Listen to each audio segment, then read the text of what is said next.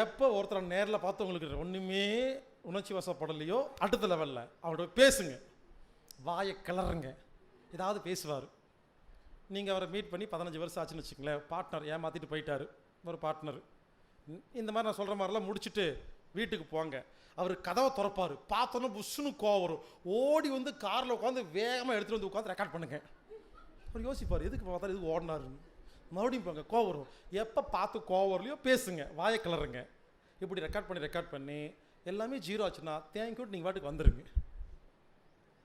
So இந்த மாதிரி நான் என்ன சொல்கிறேன்னா, இதை மட்டும் நீங்கள் ஏதோ ஒரு விஷயத்தில் பயன்படுத்தி சக்ஸஸ் பண்ணிட்டீங்கன்னா, இனிமேல் என்னப்பா போன வாரம் என்ன கோவப்படுத்தணும்னு சொன்னால் அடிக்க வாலண்டரியாக போவோம் வடிவேல் மாதிரி. அப்புறம் அடிக்கிறோன்னு சொன்னால் அடிக்காமல் போயிட்டுருக்கீங்க அப்படின்னு. இனிமேல் டென்ஷன், கோபம், பயம், கவலை எல்லாம் நல்லது, நமக்கு சூப்பர் சான்ஸ். இந்த டெக்னிக் எனக்கு யாரும் சொல்லிலாம் கொடுக்கலைங்க.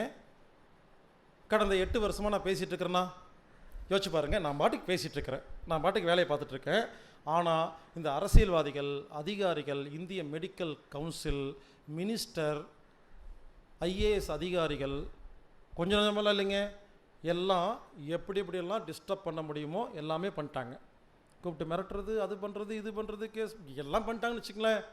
இது எனக்கு என்னென்னா, நான் பாட்டுக்கு ஒரு பக்கம் பேசிகிட்டு இருக்கேன், இவனுங்களை சமாளிக்கிறதுக்குன்னே தனியாக எனக்கு டென்ஷன் ஆகுது ஆரம்பத்தில். அது ஏதோ ஒன்று எவனோ ஒருத்த கூட்டி ஏதாவது பேசிடுவான், நான் வந்து கஷ்டப்பட்டுருப்பேன். எவனோ ஒருத்த கூட்டிகிட்டு போய் ஏதாவது பண்ணிடுவான், வருவானு. நான் பாட்டு உட்காந்துருப்பேன், ஒருத்த வருவான், அவன் ஏதோ ஒன்று பேசிட்டு போயிடுவான், நீ நிறுத்து பண்ணாத அது பண்ணி ஏதோ சொல்லிட்டு போயிடுவான்னு வச்சுங்களேன். அப்போ என்ன ஆகுது, நான் கஷ்டப்பட்டுருந்தேன். அதுக்கப்புறம் தான் இது ரிசர்ச் பண்ணி நான் இதை கண்டுபிடிச்ச அடுத்த செகண்ட்லேருந்து அதை ஜெயிச்சுட்டு மேலே வந்துட்டுருக்கிறேன். இப்போ யாராவது போலீஸோ, எஸ்பியோ, டிஎஸ்பியோ யாராவது வந்து எங்கிட்ட ஏதாவது சொல்லும் பொழுது நான் என்ன பண்ணுவேன், அவர் பாட்டுக்கு ஏதாவது பேசிகிட்டு இருப்பார், நான் பாட்டு உட்காந்துட்டு நீங்கள் கூடி சீக்கிரமாக வீடியோ ஃபுல்லாக பார்ப்பீங்க, பார்த்துட்டு எனக்கு நீங்கள் சப்போர்ட் பண்ணுவீங்க அப்படின்னு நான் பாட்டு நினச்சிக்கிட்டே இருப்பேன். அவர் அடுத்த நாள் காலையில் பார்த்துட்டு வந்து சப்போர்ட் பண்ணுறாரு, முடிஞ்சு போச்சு. இப்படி நாம் நினச்சோம்னா இந்த உலகத்தில் என்ன வேணாலும் செய்யலாம். ஸோ அதுக்கு ஒரே ஒரு விஷயம், நல்ல விஷயத்தை நல்ல மாதிரி மட்டுமே யோசித்தா நாம் நல்லா இருப்போம் அப்படிங்கிறது தான் இந்த 5 நாள் வகுப்புடைய கடைசி சாரம்சம். நமது வாழ்க்கை நமது கையில், எண்ணம் போல் வாழ்க்கை. நாம் எதை பற்றி நினைக்கிறோமோ அதுவாக நாம் மாறிவிடுகிறோம். இது வரைக்கும் எல்லாம் சொல்கிறாங்க, எல்லோரும் சொல்கிறாங்க நல்லாரு நல்ல விஷயம். ஆனால் டெக்னிக்கலாக சொல்கிற காலம் இல்லை.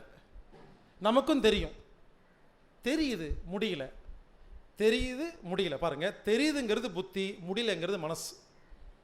ஒருத்தருக்கு சிகரெட்டை விடணும்னு ஆசைங்க, முடியல, பாவம், அவங்க ஒன்றும் வேணும்னு அடிக்கல, ஆக்சுவலாக கஷ்டப்பட்டு தாங்க எல்லாம் தம் அடிக்கிறாங்க, அது முடியல. அப்போ என்ன பண்ணணும், டெய்லி அவங்க என்ன பண்ணுறாங்க, நான் சிகரெட்டை நிறுத்த வேண்டும் நினைக்கிறனால தான் இன்னும் அதிகமாகிட்டு வருது. வார்த்தைகளை மாற்றுங்க, உணர்ச்சிகளை மாற்றி, என்னிடம் நல்ல பழக்கங்கள் மட்டுமே இருக்கிறது. என் மனைவி என்னை பார்த்து ஏங்க உங்களுக்கு நல்ல பழக்கமே இருக்குதுங்கன்னு சந்தோஷப்படுகிறார்.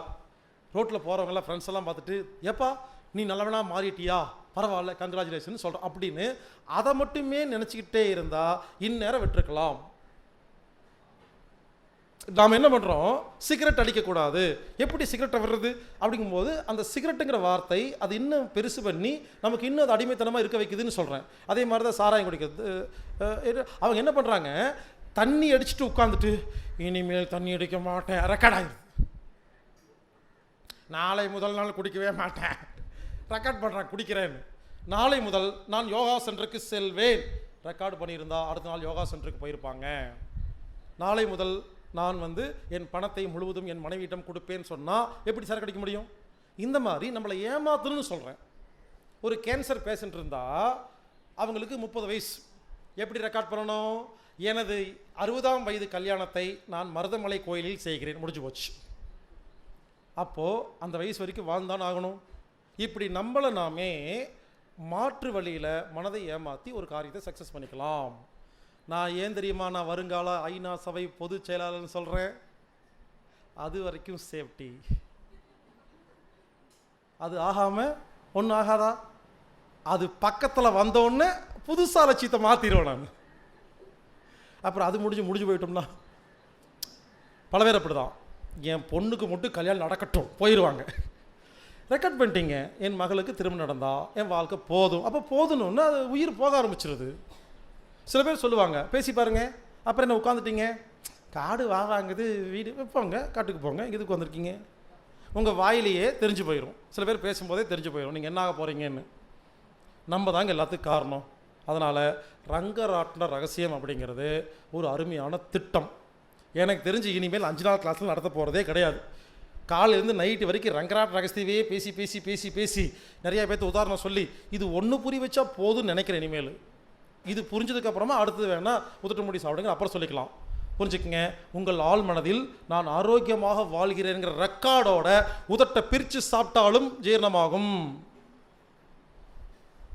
அதெல்லாம் எல்கேஜி, இன்றைக்கி தான் பிஹெச்டி. ஸோ இந்த சப்ஜெக்ட் புரியணும்னா நமக்கு அவ்வளோ நாலேஜ் தேவைப்படுது, அப்போ தான் புரியும். சும்மா சொன்னால் புரியாதனால தான் கடைசி நாள் இந்த கிளாஸை நடத்திட்டு இருக்கிறோம்.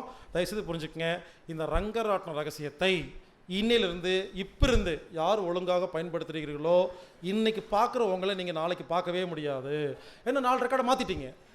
3 மாதம் 6 மாதம் கழித்து நீங்கள் வேறு மாதிரி ஆயிடுவீங்க. எல்லோரும் சொல்லுவாங்க எப்படி எவ்வளோ மாற்றம் அப்படிம்பாங்க. உங்களுக்கு சரியான பொண்ணு அமையலையா கல்யாணத்துக்கு? நம்ம என்ன பண்ணுறோம், உள்ள எனக்கேற்ற எனக்கு பிடித்த ஒரு மனைவி என்னை தேடி வருகிறாள், ரெக்கார்ட் பண்ண வந்துடுவாங்க. அவங்க எங்கேயோ இருப்பாங்க, அது ஆட்டோமேட்டிக்காக அந்த வைப்ரேஷன் போய் உங்களை கூட்டிகிட்டு வந்துடும். மாப்பிள்ளை வேணுமா நினச்சா கிடைக்கும். ஸோ புரிஞ்சுக்கங்க, கார் வேணுமா கிடைக்கும், பணம் வேணுமா கிடைக்கும். நினைக்கணும், நினைக்கும் பொழுது நல்ல விஷயத்தை நல்ல மாதிரி மட்டுமே நினைக்கணும்.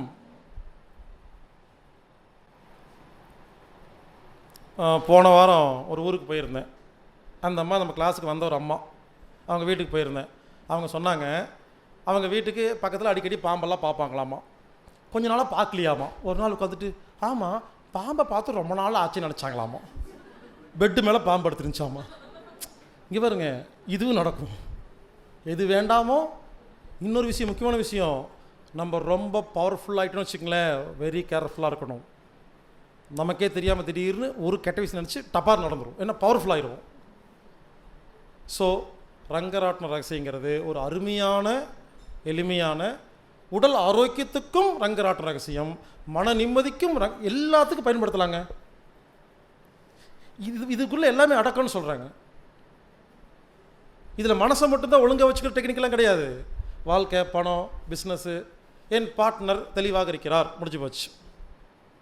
என் தொழில் சிறப்பாக இருக்கிறது, நான் கூடிய சீக்கிரம் கம்பெனி வைக்க போகிறேன், வைக்கலாம்.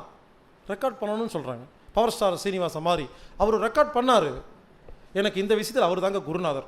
அவ்வளோதான். பாசிட்டிவ் எனர்ஜி, கூச்சமே இல்லாமல் வெக்கமே இல்லாமல் அந்த மூஞ்சியும் பல்லை வச்சுக்கிட்டு என்ன கிரேட். பாக்கியராஜ் பையனுக்கே சான்ஸ் கிடையாது, பாரதி ராஜா பையனுக்கே சான்ஸ் கிடையாது. அவர் கால் சீட்டு கெஞ்சுறாங்க, எல்லாரும் கொடுக்க மாட்டேங்கிறாராம் இப்போ பவர் ஸ்டார். ஸோ புரிஞ்சுக்குங்க, சிம்பிள் டெக்னிக். இனிமேல் நம்மளை பற்றி நாம் உயர்வாக பேசணும் நினைக்கணும். நல்ல விஷயத்தை நல்ல மாதிரி பேசும் பொழுது நாம் நன்றாக மாறிவிடுகிறோம். அதனால் இந்த ரங்கராட்டின ரகசியத்தை பயன்படுத்தி இனிமேல் நாமெல்லாம் நிம்மதி, அமைதியாக, சந்தோஷமாக நமக்கு என்ன வேணுமோ அதை கேட்டு வாங்கிக்கலாம். இது ஒரு முறை கேட்டால் புரியாது. தயவு செய்து நான் பேசுகிற ஆடியோவை திரும்ப திரும்ப கேளுங்க. யூடியூப்பில் ரங்கராட்டின ரகசியம்னு போட்டிங்கன்னா யூடியூப்பில் இருக்குது. இப்போ ரெக்கார்ட் பண்ணிகிட்ருக்குறோம், இது கூடி சீக்கிரம் யூடியூபுக்கு வந்துடும். இப்படி இதை முதல் தடவை கேட்கும்போது வேறு மாதிரி புரியும். நீங்கள் ஒரு கோபமான சுச்சுவேஷனுக்கு போயிட்டு திரும்பி வந்து மறுபடியும் கேட்டு பாருங்கள், கரெக்ட் அவர் அப்போ சொன்னார், நம்ம தான் சரியாக புரிஞ்சிக்கல அப்படின்னு சொல்லிட்டு அடுத்த முறை சரி பண்ணிடுவீங்கன்னு சொல்கிறாங்க. ஏன்னா நான் பல வருஷமாக ஆராய்ச்சி பண்ண விஷயத்தை 1/2 அன் ஹவரில் கொடுக்குறேன். ஒரே தடவை கேட்டு புரியணுங்கிற அளவுக்கு இருக்காது. ஒன்றும் இல்லைங்க, இப்போது நான் ஒரு வேறு கிளாஸுக்கு போகிறேன். ஒருத்தர் முதலுதவி பற்றி பேசுகிறாரு 2 மணி நேரம். எனக்கு கேட்டால் புரிஞ்ச மாதிரி இருக்குது, எனக்கு இன்றைக்கி கேட்டால் புரிஞ்ச மாதிரி இருக்குது. காரில் போகும்போது அந்த வீடியோவை திரும்ப திரும்ப கேட்டால் தான், ஒரு 30 முறை கேட்டால் தான் எனக்கு புரியுது. அவங்க ஸ்பீடாக பேசிடுவாங்க, ஏன்னா அவங்க எக்ஸ்பீரியன்ஸ். புரிஞ்சுக்குங்க, நான் பேசுகிறேன்னா என்னுடைய எக்ஸ்பீரியன்ஸை பேசுகிறேன். சரி, இங்கே ஒரு கம்ப்யூட்டர் இன்ஜினியர் வந்திருக்கீங்க, சாஃப்ட்வேர் இன்ஜினியர், நீங்கள் மேடை கூப்பிட்றேன், நான் ஒரு டவுட்டு கேட்குறேன், இது எப்படி பண்ணுறது, நீங்கள் என்ன சொல்கிறீங்களா? 1/2 அன் ஹவர் பேசுகிறீங்களா? என்னால் திரும்ப பேச முடியுமா, புரிஞ்சுக்க முடியுமா? ஆனால் எனக்கு மறுபடியும் தேவை வரும் பொழுது உங்கள் வீடியோ கேட்டால் புரியுதா இல்லைங்களா? ஸோ நான் இதில் ஸ்பெஷலிஸ்ட்டு, நீங்கள் ஒன்றில் ஸ்பெஷலிஸ்ட்டு. நீங்கள் சமையலை பற்றி என்கிட்ட பேசுங்க, எனக்கு புரியலன்னா நீங்கள் ஸ்பெஷலிஸ்ட்டு. புரிஞ்சுக்குங்க. அடுத்தவங்க பேசுகிற விஷயத்த ஒரே தடவை கேட்டால் புரியும்னு தயவுசெய்து நம்பாதீங்க. திரும்ப திரும்ப கேட்டால் தான் புரியும். ஏன்னா அவங்க ரொம்ப வருஷமாக யோசிச்சு பேசிகிட்டு இருக்கிறாங்க. அதனால் இந்த ரங்கராட் ரகசியத்தை மட்டும் நீங்கள் செல்ஃபோனில் வச்சுக்கிட்டு வாரத்துக்கு ஒரு நாள் திரும்ப திரும்ப கேட்டிங்கன்னா இனி உங்கள் வாழ்க்கையே மாறிடும். நாம் இனிமேல் ஆரோக்கியமாக, நிம்மதியாக, அமைதியாக வாழ்வோமாக. வாழ்க வையகம்.